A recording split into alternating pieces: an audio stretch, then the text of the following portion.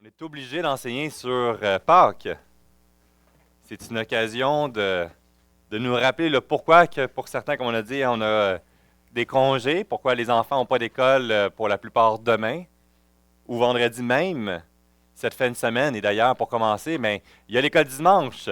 Alors, pour le niveau secondaire, le groupe Connexion, il n'y a pas de classe aujourd'hui. C'est vraiment le groupe découverte qui est de 5 ans à 12 ans, grosso modo, tous les niveaux scolaires. Alors, vous pouvez monter en haut au niveau primaire. Il y a, avec notre frère Pierre-Paul, qui est déjà monté. Alors, niveau primaire, vous êtes le bienvenu de monter, suivre suivez la voie. Ouais, bon, excellent. Vous savez où aller, hein? Ouais, voilà. Génial. Ouais. Prenez l'ascenseur. Alors, trouvez l'ascenseur. Il n'y a pas d'ascenseur ici. Alors, sinon, vous savez, le groupe découverte, c'est 2 fois par mois. Alors, le groupe connexion pour les ados, ça va être, j'imagine, la semaine prochaine à ce niveau-là. Eh bien, aujourd'hui, on s'attarde sur cette fameuse histoire de la résurrection de Jésus. On a vu vendredi dernier, justement, dans les derniers instants de notre Sauveur Jésus-Christ, et la résurrection, on le voit aujourd'hui même. Ces deux éléments qui sont fondamentaux et qui sont importants. Et ce qu'on découvre dans l'ensemble, la réalité de notre représentation, notre ferme conviction, c'est que l'histoire de Jésus ne s'est pas arrêtée à la croix. Une raison d'ailleurs pourquoi, lorsqu'on observe les croix dans les églises, quoi que ce soit, pour nous, c'est important de la voir vide. Parce que l'histoire n'est pas arrêtée, crucifiée. C'est une histoire qui est sincèrement très grave. Il y a une profonde tristesse à découvrir la gravité du péché et les conséquences que ça a impliqué de Jésus s'être fait chair et de venir faire cette vie parfaite à notre place et de subir l'humiliation, comme on a vu vendredi dernier, d'avoir été rejeté, d'avoir été bafoué, d'avoir été humilié devant tous avec une arrogance de folie pour avoir subi une des pires humiliations de la mort sur le bois, sur la croix. Et on pourrait nous arrêter à cette histoire-là et de se rappeler de cette période de Pâques, mais la beauté de l'histoire, c'est qu'il y avait une partie 2. Et la partie 2, c'est sa résurrection. Mais vous savez, ce que je trouve qui est intéressant, ce qu'on va voir aujourd'hui, c'est que l'histoire de Pâques, l'histoire de la vie de Jésus sur terre, n'est pas une fin en soi. On découvre que l'histoire de sa résurrection, et qu'on voit dans le titre, que le tombeau était bel et bien vide. Et qu'aujourd'hui, à travers les années, des fois, on oublie la grandeur et la magnificence de cette histoire. Quand le temps avance, même on peut s'engourdir dans notre émerveillement et dans le sérieux de cette histoire. Et parfois même, lorsqu'on entend une histoire d'il y a fort, fort longtemps, on se demande, est-ce que c'est vraiment vrai? Est-ce que ça s'est vraiment passé? Vous savez, des fois, j'entendais des histoires de mon grand-père qui racontait des choses, puis j'avais des doutes sur l'exagération de ces histoires. On dit plusieurs choses, hein, puis l'un des éléments, c'est que des fois, quand c'est trop beau pour être vrai, c'est que c'est souvent pas vrai. Vous savez, l'une des histoires, c'est dans le début de notre mariage, j'ai découvert une promotion incroyable de billets d'avion pour aller en Floride. Ça nous coûtait 400 $ pour les deux, aller-retour, vol direct. C'est taxes inclus et tout, là. J'ai acheté les billets avec empressement. J'étais tellement content de l'opportunité que j'ai trouvée. Et un mois avant, j'étais en train de regarder mes petits détails, tout est réservé, le véhicule là-bas et tout ça. Puis j'essaie de trouver ma confirmation, puis je ne trouve plus d'infos. Là, je commence à faire une recherche et je ne trouve plus d'infos sur le site de la compagnie aérienne. Là, je commence à stresser un petit peu. Et là, je cherche sur Internet, puis qu'est-ce que je vois? Faillite. La compagnie n'avait plus d'argent. Ils ont commencé à vendre des prix ridicules pour essayer de durer le plus longtemps possible. Puis il y avait des endettements de 1000 et une autres raisons. Puis c'est pour ça qu'ils vendaient à des prix ridicules. Ils ont essayé de le ramasser le plus avant de faire faillite. C'était tellement beau. Mais c'était trop beau pour être vrai. Vous savez quoi? Des fois, on peut prendre des histoires aussi incroyables de la vie de Jésus, de voir la grandeur des miracles, puis dire c'est trop beau, c'est trop incroyable pour que ça puisse être vrai. Puis vous savez quoi? Lorsqu'on étudie l'histoire de la vie de Jésus, ça ne prend pas 2000 ans pour être impressionné puis d'être déstabilisé par la grandeur de son œuvre. On va lire ensemble les derniers instants dans l'Évangile de Matthieu, chapitre 28. On va découvrir que l'histoire de la résurrection de Jésus et dans l'ensemble de ce qui s'est passé était aussi incroyable pour les gens sur place, les témoins en soi.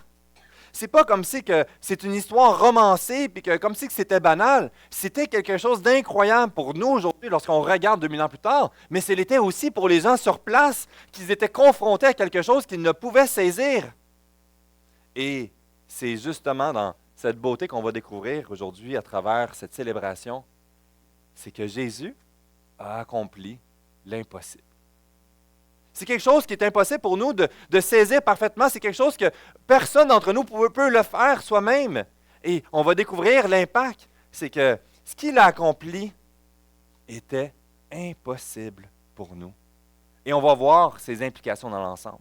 Lisons pour commencer, puis je ne l'ai pas mis ici à l'écran, je vais le lire à voix haute. Vous pouvez le méditer, réfléchir sur ce que je dis. Si vous avez des Bibles électroniques ou la vieille technologie papier, qui est encore, selon moi, l'une des meilleures technologies plus fiables, eh bien, vous pouvez l'ouvrir dans l'Évangile selon Matthieu, le chapitre 28. On voit dans les 7 premiers versets ici, qui nous dit « Après le sabbat, à l'aube du premier jour de la semaine, Marie de Magdala et l'autre Marie allèrent voir le sépulcre. Et voici, il y eut un grand tremblement de terre, car un ange du Seigneur descendit du ciel, vint rouler la pierre et s'assit dessus. Son aspect était comme l'éclair, et son vêtement blanc comme la neige. Les gardes tremblèrent de peur, ils devinrent comme morts. Mais l'ange prit la parole et dit aux femmes, « Pour vous, ne craignez pas, car je sais que vous cherchez Jésus qui a été crucifié. Il n'est point ici, il est ressuscité, comme il l'avait dit. Venez, voyez le lieu où il était couché, et allez promptement dire à ses disciples qu'il est ressuscité des morts. Et voici, il vous précède en Galilée. C'est là que vous le verrez. Voici, je vous l'ai dit. » Ce qu'on découvre ici, et ce que je trouve qui est assez incroyable, c'est on voit une transition marquée, que ce soit à travers l'histoire juste précédemment, d'une grande gravité, de ce qu'on attendait que Jésus vienne comme un libérateur politique, qu'il vient affranchir de la domination, qu'il est acclamé par des foules, et que finalement, ce n'est pas ce qui se passe. Et au lieu d'être le victorieux qui vient écraser, libérer contre les Romains et établir la voie, il est bafoué, lapidé, il est fouetté, il est mis avec une couronne d'épines, il est crucifié sur une croix et il meurt. Les gens sont dans la peur, ils ne comprennent pas, ils vont vouloir se sauver. On se rappelle de Pierre qui va le renier à 3 reprises. Et on va craindre pour leur vie. Et il se passe par la suite 3 jours. Une histoire incroyable. Le tombeau est vide. Le tombeau est vide et on découvre ici dans l'histoire, vous savez, ça ne s'est pas passé de façon discrète dans le bout d'un rang où que personne n'a entendu ou vu, puis que là, quelqu'un dit qu'il s'est passé telle chose. On découvre dans cette narration ici les différentes sphères des témoins oculaires qu'ils ont assisté de façon visible de la résurrection de Jésus. Puis vous savez, moi, ce que je trouve qui est intéressant, dans les premiers témoins qu'on découvre, qui vient agir, c'est dans les cieux même. Les anges vont venir se manifester. Et on découvre donc dans le monde de la présence de Dieu, où il y a ces anges qui sont là à son service, Dieu va envoyer les témoins pour attester cette œuvre incroyable qu'il est impossible pour nous d'expérimenter. Et je pense que personne n'a été témoin d'une résurrection en soi. Et si quelqu'un a déjà entendu une histoire de résurrection, eh bien, tôt ou tard, cette personne-là, elle est morte. Dans les Écritures, les résurrections miracles que Jésus a accomplies, ils ont tous fini par mourir. Ici, ce qu'on découvre est une confirmation que dans les cieux et dans le royaume de Dieu, il confirme que ça s'est bien produit. Une reconnaissance que dans la souveraineté de Dieu et dans son royaume, dans les cieux qui règnent sur la terre, les messagers sont venus pour attester, oui, c'est vrai. Oui, cela s'est bien produit. Moi, je trouve ça intéressant parce qu'on pourrait juste arrêter sur le côté physique et très banal, qui est incroyable. Mais arrêtons-nous ici. Ce n'est pas de simples messagers d'un petit jeune d'un coin de rue qu'on lui a donné un petit 5$ pour dire attester. Non, non, non, non. C'est les anges de Dieu. C'est incroyable. Dans cette narration, on va découvrir, dans la façon que Dieu va se comporter dans la révélation, ça ne fonctionne pas selon nos plans à nous et notre sagesse. Tout le plan de l'œuvre de Dieu va sans cesse nous confronter que, il me semble, ce n'est pas la meilleure méthode, ce n'est pas la méthode la plus sage, ce n'est pas la façon la plus efficace. Qu'on parle du salut, ça nous dépasse parce qu'un salut gratuit que l'œuvre de Christ qui a tout accompli à la croix n'a pas de sens. Parce qu'il me semble que dans mes valeurs, dans mon cœur, à l'intérieur, je dois mériter quelque chose. Il faut que je donne quelque chose en retour. Et dans l'époque même, volontairement, Dieu va utiliser les pires témoins, des femmes. Les pires témoins dans l'époque. Pourquoi? Parce que si ça venait de l'homme et que c'était dans l'histoire de vouloir démontrer la plus grande crédibilité puis d'organiser un scénario manipulé, on ne prendrait pas les femmes.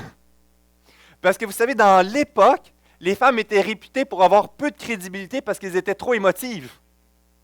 Aujourd'hui, on est d'accord, c'est pas ça. Voilà. Merci, messieurs, de répondre. Sincèrement, on découvre que selon le contexte de la culture et autres, il y avait une valeur plus-value sur certains types de témoignages.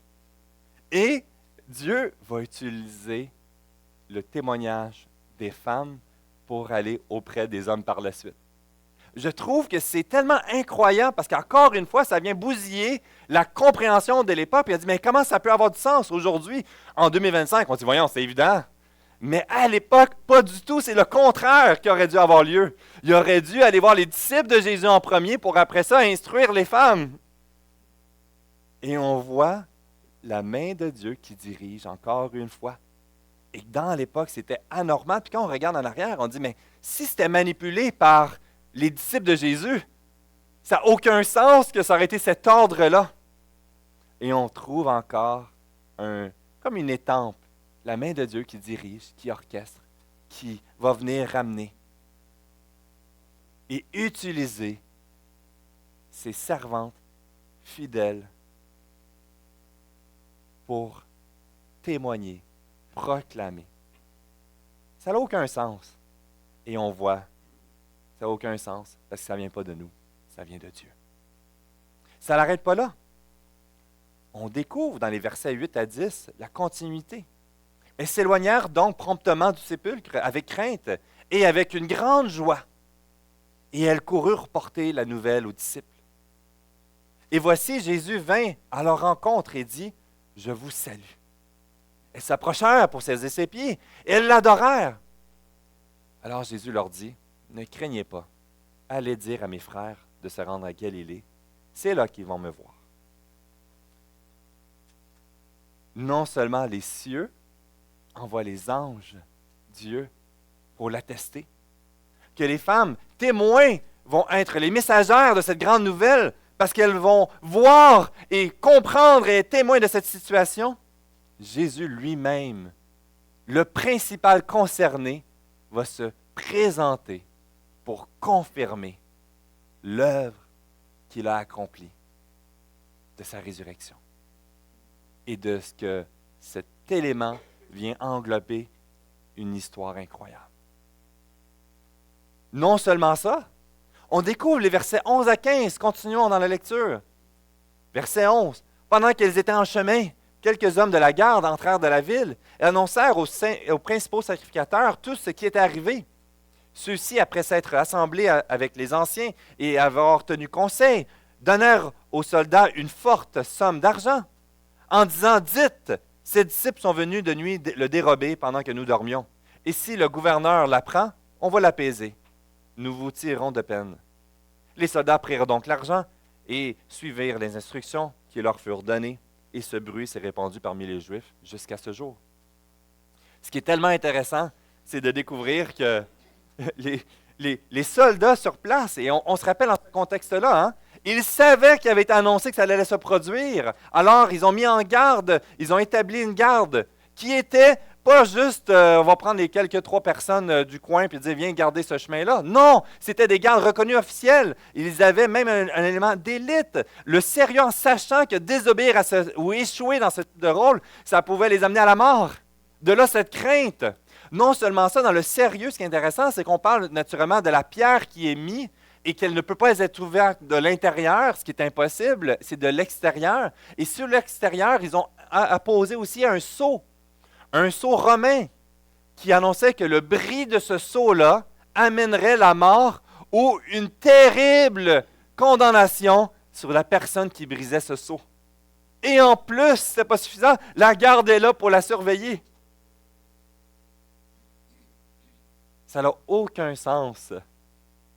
Et au lieu d'être les gardiens qui vont l'empêcher, ils vont devenir des témoins qui vont annoncer ce qui s'est passé. Et par l'échec, confirment justement l'œuvre de la résurrection de Christ. Leur vie en jeu. C'est quelque chose qui est important de s'arrêter parce que l'œuvre de cette résurrection n'est pas à prendre à la légère. Et il faut trouver une solution. Soit que Christ est vraiment ressuscité. Si c'est le cas, eh bien, on a un problème. Ou c'est une invention. Mais il y a plusieurs éléments qui font rentrer en compte, puis là, je vais aller rapidement, que lorsqu'on regarde toute la trame narrative, qu'on regarde le fonctionnement, qu'on regarde l'impact, ça n'a aucun sens. Je lisais, puis un petit vidéo que je trouvais tellement drôle, d'un sketch qui démontrait les disciples de Jésus qui décidaient de voler le corps pour simuler la résurrection. Puis là, il partage aux autres, puis il dit hey, on va le faire ça. Puis là, les autres disent ouais, c'est une bonne idée, on va faire ça. Puis il dit puis là, on va voir la gloire. Non, on va être persécutés. Il dit quoi, on va être persécutés? Oui. Puis en plus, là, on va tout perdre. Puis on va être mis à mort. Qui voudrait ça? Qui serait excité? Puis que tout ce que ça va produire, c'est le rejet, la perte de tous tes biens, d'être rejeté par tout le monde, d'être persécuté, d'avoir souffert jusqu'à la fin, dans la pauvreté, dans tous les éléments, et exécuté. Puis jusqu'à la fin, de dire, oui, c'est vrai, ça n'a aucun sens, aucun avantage, à moins que l'histoire était vraie. L'autre élément qui est intéressant, ce qu'on découvre, c'est que la prédication des disciples de l'œuvre a commencé par Jérusalem. C'est là qu'est l'élément déclencheur de la résurrection de Christ. C'est un élément qui est important. La crédibilité du témoignage a débuté à l'endroit où la résurrection a eu lieu. Je pourrais vous dire, hey, ici c'est incroyable, il y a eu un volcan qui a explosé dans Alma, puis c'était vraiment magnifique. Là, on dit, un volcan à Alma, tiens, ok, c'est ça, retourne chez vous, là, on sait très bien que c'est évident. Mais si je parlais de quoi en Amérique du Sud, à tel endroit, on dit, ça se peut ça, c'est possible, ça peut prendre une crédibilité. On découvre que l'explosion de l'œuvre, le témoignage des disciples s'est produit au moment de la résurrection, il s'est produit à l'endroit spécifique que ça s'est passé.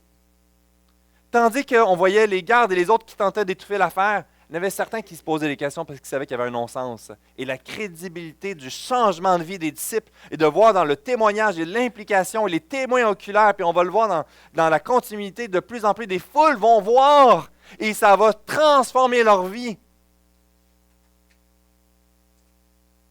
Ça ne peut pas être une simple histoire inventée et romancée avec l'histoire du temps. Malgré que les chefs ont tenté de discréditer en rajoutant des histoires que le corps a été volé ou autre. Le témoignage des femmes qui n'avaient aucune valeur pose cette question. Pourquoi avoir choisi ces dames? Les Juifs et les Romains n'auraient jamais pu voler le corps. Ce n'est pas l'avantage. Ils voulaient étouffer cette histoire. Il aurait voulu conserver le corps pour démontrer qu'il n'est pas Dieu. Il n'est pas le Messie. Et quel disciple serait assez fou pour réussir à affronter une garde? On se rappelle que Pierre venait de renier 3 fois. L'enjeu est donc de taille. Dans 1 Corinthiens chapitre 15, verset 14, Paul nous dit « Si Christ n'est pas ressuscité, notre prédication n'a plus de contenu et votre foi est sans objet. » Christ est revenu à la vie. Et le témoignage de la résurrection va produire quoi? On découvre le verset 17 qui nous dit « Dès qu'ils l'aperçurent, ils l'adorèrent. » Ça a produit une adoration. Vous savez pourquoi? Jésus a accompli la restauration de ce qui a été brisé. C'est un élément qui est important parce que souvent on pourrait dire « Ok, Jésus, il est mort pour mes péchés, il est revenu à la vie, c'est terminé, on passe à autre chose. » Mais on oublie que c'est un élément maîtresse d'une grande histoire. Et de pouvoir revenir dans le début de l'histoire puis de contempler cette œuvre fondamentale pour pouvoir célébrer ce qui s'en vient par la suite. Perdre de perspective le passé nous empêche de saisir la gravité, la grandeur de l'œuvre de Christ dans la croix et dans la résurrection. Parce que personne ne pouvait accomplir ce que Dieu lui-même était le seul à pouvoir le faire. On découvre dans l'histoire que ça ne va pas bien. On découvre en observant l'histoire des nations qu'il y a de la guerre, qu'il y a de la chicane, puis qu'on espère qu'on va prospérer, puis qu'on va être dans une harmonie totale. Et lisez les nouvelles, puis vous allez voir qu'on n'est pas rendu là.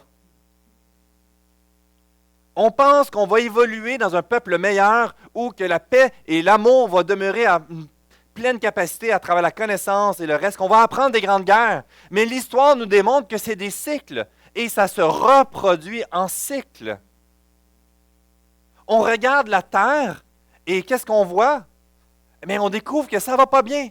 La terre dans son ensemble souffre. On découvre que toutes les facettes de la terre, de nos relations, mais aussi notre corps physique, ne va pas en s'améliorant. On parlait de ça ce matin, que l'espérance de vie augmente, mais les bobos aussi augmentent. On découvre qu'il y a de plus en plus de trucs qui arrivent et que ça ne va pas en s'améliorant. Il y a des gens qui vont tout faire pour essayer de prolonger, mais le constat est le même. Ça finit par casser. Plusieurs ont investi des sommes astronomiques pour avoir des machines pour prolonger leur vie et devenir éternels. D'autres, on va essayer de gérer la nature et la terre pour la garder en harmonie. On regarde des documentaires en famille, National Geographic, puis c'est tellement intéressant. Mais le constat, ce que ça dit de façon alarmiste, il faut agir. Et le constat est quand même vrai. La Terre ne va pas bien. Malade. Et lorsqu'on regarde en arrière, qu'est-ce qu'on découvre? C'est que ça a commencé dans la chute. Dans la désobéissance d'Adam et Ève. Le péché est entré dans la terre. La relation entre l'humanité et Dieu a été brisée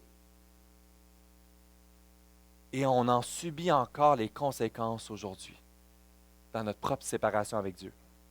On en subit dans nos relations les uns les autres. On se blesse mutuellement.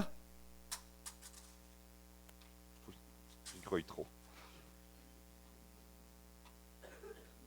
On découvre que notre corps, qu'on était appelé à vivre dans ce concept d'éternité, a été brisé et la mort s'est instaurée.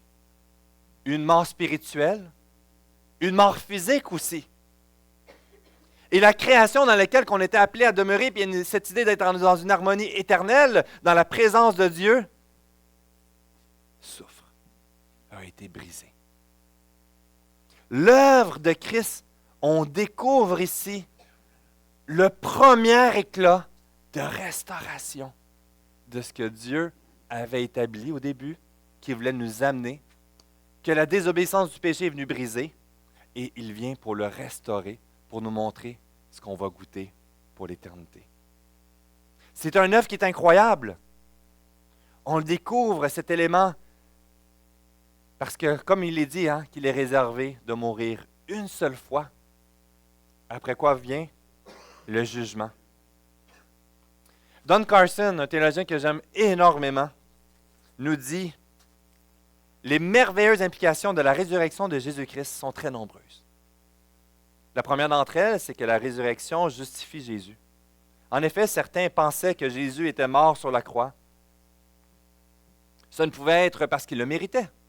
Il a été jugé coupable par le tribunal romain. L'Ancien Testament lui-même soutient que tout homme pendu au bois est maudit par Dieu. Mais il se trouve qu'il n'est pas mort en homme condamné par son propre péché.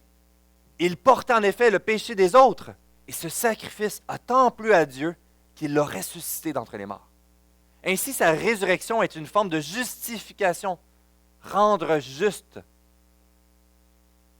C'est la preuve suprême que lorsque Jésus mourant a dit « Tout est accompli », Dieu a acquiescé. Son Père a acquiescé.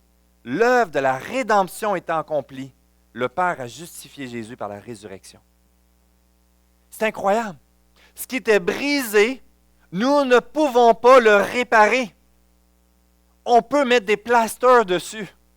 On va découvrir, puis Dieu nous a donné les éléments aussi pour en prendre soin de la terre. Mais la terre diminue. On peut vieillir plus tard, mais on va finir par mourir. On peut s'investir puis faire tous les cours de relations d'aide au monde, mais on va quand même se blesser encore les uns les autres. C'est une conséquence qui met en lumière notre incapacité à reconstruire ce qui a été brisé par l'entrée du péché sur la terre. Et à travers l'œuvre Christ sur terre, il vient ici pour reconstruire. Ça, c'est incroyable. Restaurer ce qui a été brisé. On découvre cette restauration qui commence autant dans la restauration de la relation de l'homme et la femme séparés de Dieu, à travers l'œuvre du sacrifice de Christ. Mais on découvre aussi la restauration de la création dans son ensemble, dans toutes les facettes. Tout sera restauré. On parle de nouvelles terres et de nouveaux cieux. Il a son dernier mot. Il y a tellement d'illustrations dans l'Ancien Testament qu'on découvre dans notre folie qu'on va foncer loin de Dieu, puis on peut faire ce qu'on veut, mais ultimement, Dieu a le dernier mot. Et qu'on pourrait être dans l'anxiété, puis dans toutes les craintes, puis dire « Seigneur Dieu, est-ce que je suis trop loin, puis que tu ne peux pas venir me chercher? » Dans la prière de mon frère ici, c'est « Quelle occasion, à travers Pâques, de pouvoir venir s'agripper sur cette œuvre, parce qu'il a tout accompli. Non parce que je suis bon, mais parce qu'il est bon. Non parce que voici ce que je peux venir te porter comme offrande, mais parce qu'il a fait l'offrande parfaite de sa vie et de sa crucifixion, de cette mort à notre place. Et que la résurrection devient donc une annonce triomphante devant tous que le prix a été payé et qu'il a été considéré comme satisfaisant et que le début de la restauration complète a commencé. Et là, on pourrait s'alarmer pour voir tous les bobos qui sont en lieu. Mais dis ça, c'est pour un temps. Tu es encore témoin de l'œuvre, des conséquences du péché. Et tu es encore exposé et tu en souffres encore. Mais ton espérance, ta joie repose sur c'est déjà établi pour ce que tu t'en vas goûter pour l'éternité. Ça change tout. La terre sera restaurée. Nos relations seront restaurées. Notre corps qui se flétrit sera restauré d'une façon permanente. Ça nous amène ici dans Martin Lloyd-Jones. Il nous dit « La création tout entière aura été libérée de la servitude de la corruption et jouira de la glorieuse liberté des enfants de Dieu. » Romains 8, 21. Tout sera glorifié jusqu'à la nature elle-même. C'est là, il me semble, l'enseignement biblique quant à notre état éternel. Ce que nous appelons le ciel, c'est la vie dans le monde parfait tel que Dieu l'avait conçu pour l'éternité. Au commencement, Dieu a placé Adam dans le paradis, mais Adam a chuté et tous sont tombés avec lui. Cependant, les hommes et les femmes doivent vivre dans un corps et ils vivront dans un corps glorifié, dans un monde glorifié, et Dieu sera avec eux.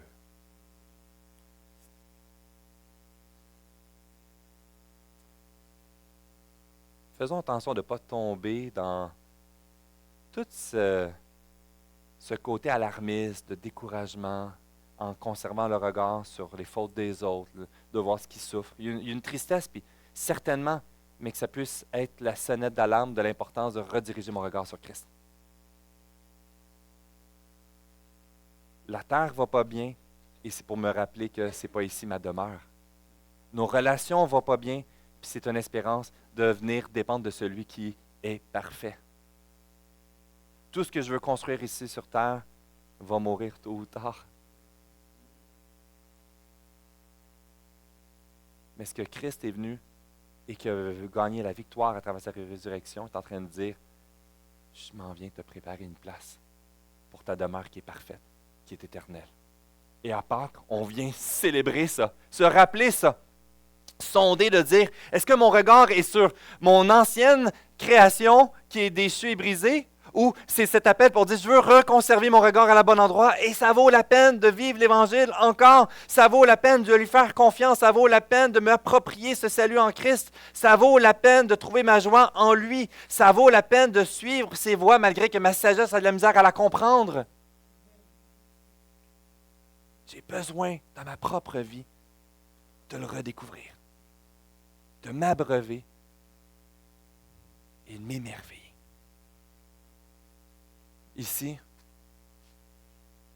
dans ce dernier point, Jésus est donc le premier de ce qui est à venir. Une œuvre de transformation, de passer d'un être brisé à un être restauré. D'être dans une création brisée, dans une création parfaite. Dans relation dysfonctionnelle, en relation fonctionnelle. Combien de fois qu'on regarde ce que Dieu nous parle à la lentille de notre expérience du passé, parler de Dieu notre Père, nous qui avons eu des parents dysfonctionnels, comment pouvons-nous saisir un Père fonctionnel céleste, de voir la sainteté et l'autorité de Dieu quand on a été témoin des abus d'autorité? On a besoin de retirer notre regard de ce qui est brisé et d'aller vers ce qui est parfait et de redécouvrir la beauté de ce que Dieu veut nous faire vivre. Les versets 16 à 20, dans cette continuité, nous dit « Les 11 disciples allèrent en Galilée, sur les montagnes que Jésus leur avait désignées, et quand ils le virent, ils l'adorèrent. Mais quelques-uns eurent des doutes. Jésus s'étant approché, leur parlant ainsi, « Tout pouvoir m'a été donné dans le ciel et sur la terre.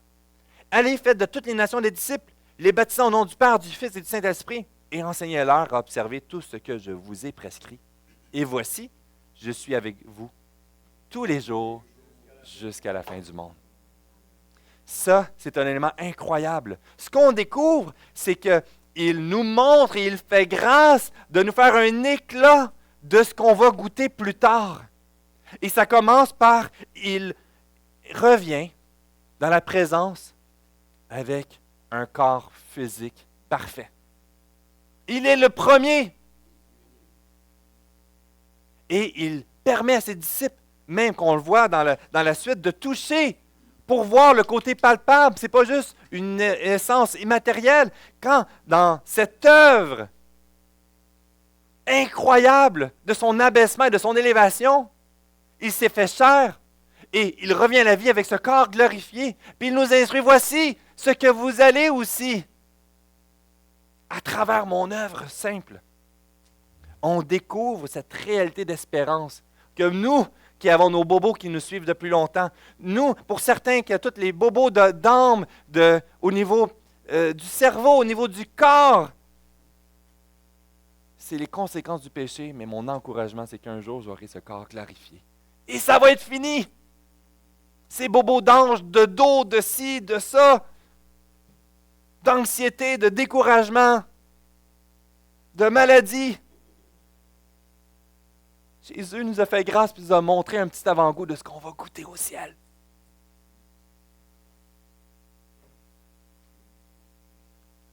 C'est incroyable.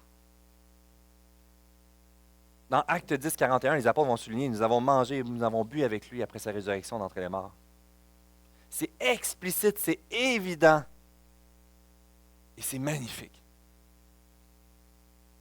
Non seulement ça, on découvre dans cette section-là ici, c'est pas juste maintenant, là, on s'en va là-bas, t'es mieux de bien faire ça en attendant, quand je vais revenir, je vais te demander des comptes.